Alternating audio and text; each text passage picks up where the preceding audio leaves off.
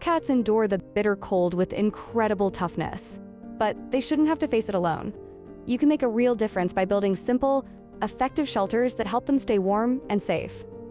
In this video, I'll show you exactly how to create easy, affordable winter shelters for feral cats. Plus, the most common and sometimes deadly mistakes people make when trying to help. While any shelter is better than nothing in freezing weather, the wrong choices can actually make things worse for the cats and even kill them. It's best if we decide to build a shelter to it correctly, to give them the maximum protection. It's pretty simple. Here's how you do it right. Pick 2 non-toxic Rubbermaid roughneck bins. An 18-gallon slips right into a 30 or 35. Make a 5 or 6 inch round hole about the same height off the bottom. It will keep the rain out. That's the entrance. You can cover at edges with a non-toxic tape to take out the sharp edges. Slide in styrofoam sheets, line the floor and squeeze in between the walls, nice and tight. Fill inside all 4 corners of the walls with straw and add more if you see any empty space with your eyes. Bedding inside should be 2 to 4 inches of straw or 1/3 the depth of the bin. Then put the first lid back, pack straw on top and close it tight. Cut the bottom of a plastic pot out, fit on the entrance, and seal it with electric tape. It will act as an awning and keeps water from spilling in. Many folks zip tie the lid to the bin body or use strong Gorilla Tape so it stays put. Place a brick or 2 on top for extra weight. Raccoons won't be able to flip it over. Face the door towards the wall. It keeps the wind from sneaking in.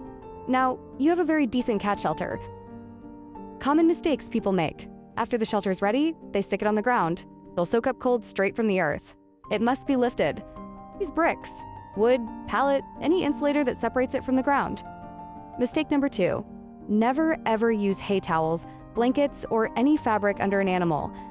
They suck in moisture, the animal freezes, go into shock, hypothermia sets in, and this can kill them. Wheat straw has tiny tubes that traps heat from the cat's body like crazy and turns the cat's own warmth into a tiny furnace around them. Mistake number 3. In rain, the straw has to be dry and fresh. If they drag wet paws in the shelter, swap it out every single time. Wet straw make animals shiver because now they are sleeping on something cold and wet that will freezes overnight. Wet straws will smell and turn into mold over time. Next mistake, always feed the cats at least 10 feet away from the shelter. This will keep the predators like coyotes sniffing around the food spot and not the cozy sleeping place. Never feed cats inside the shelter. It's a choking hazard. One wrong bite and they swallow straw. Also, this will attract the ants and it invites the raccoons inside the shelter. Keep in mind, keep all chewable hazards outside the shelter. In other words, no foam, no electric tape, no glue inside the shelter. Kittens will chew anything, and a chunk in the stomach can turn into a full-blown emergency. Those adhesives give off fumes that could hurt their breathing. And lastly, wrap the shelter with reflective bubble wrap. It keeps the cold from touching and the heat inside. It's another layer of important insulation that makes a big difference.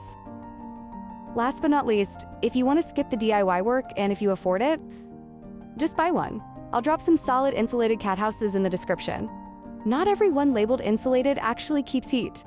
The cheap ones are basically fancy cardboard. Trust reviews as well. Give the tiny paws a warm place to sleep. You will be rewarded for every act of kindness.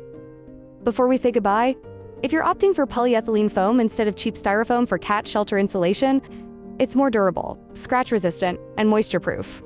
Air it out for at least 72 hours in a well-ventilated spot before installing it. This lets any minor manufacturing odors or residues dissipate, making it safer for the cats in an enclosed space.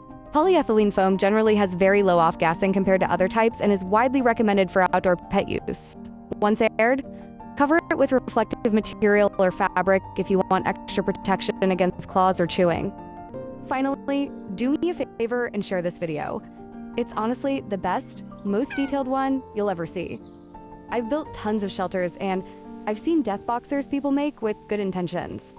A lot of both stray cats and dogs out there are getting hurt by tiny mistakes that can be avoided. If they watch this, they'll do it correctly. Help me get this video out there wide and far. Do it for Feral's sake. Thank you.